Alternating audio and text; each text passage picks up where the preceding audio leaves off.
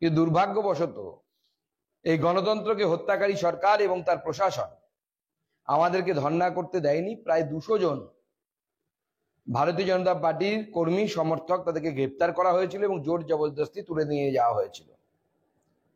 আমরা এই ধর্ণাকে আগামী দিনে চালিয়ে যেতে চাই এবং আমরা এই ধর্ণাকে জারি রাখতে চাই যতক্ষণ না মাননীয় মুখ্যমন্ত্রী পদত্যাগ করছেন এবং তিনি এর দায়ভার নিচ্ছেন। কারণ শুধু তো একটি এই ধরনের ঘটনা ঘটেছে তা নয়। আপনারা জানেন বর্ধমানে একজন আদিবাসী সমাজের মেয়ে, তার গলা কেটে, সে বেঙ্গালুরুতে কোনো একটা ট্রেনিং এ ছিল, তার গলা কেটে তাকে হত্যা করা হয়েছে। আদিবাসী সমাজ বৃষ্টির মধ্যেও রাস্তায় বসে আছে বর্ধমানে।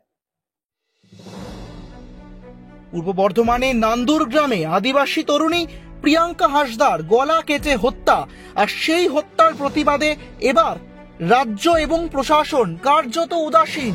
সেই প্রসঙ্গ তুলে এদিন দুর্গাপুর এক্সপ্রেসওয়ে অর্থাৎ NH-19 অবরোধ করেছিলেন আদিবাসী সম্প্রদায়ের মানুষ। আর এবার এই ঘটনার কথা ছড়িয়ে পড়তেই একই বিষয় নিয়ে সরব হতে দেখা গেল বিজেপিকেও। সুকান্ত মজুমদার কেন্দ্রীয় প্রতিমন্ত্রী এদিন সাংবাদিকদের মুখোমুখি হয়ে জানান, যতক্ষণ না পর্যন্ত রাজ্যের মুখ্যমন্ত্রী মমতা বন্দ্যোপাধ্যায় পদত্যাগ করছেন ততক্ষণ পর্যন্ত পদ্ম শিবিরের তরফে এই ধর্ণা চলবে। একই সঙ্গে 72 ঘন্টা অতিক্রান্ত, কিন্তু এখনো পর্যন্ত প্রিয়াঙ্কা হাসদার খুনিকে ধরতে পারেনি প্রশাসন। তাই সেই বিক্ষোভ দেখিয়ে তারই প্রতিবাদে এদিন রাস্তা আটকে বিক্ষোভ দেখান আদিবাসী সম্প্রদায়ের মানুষ।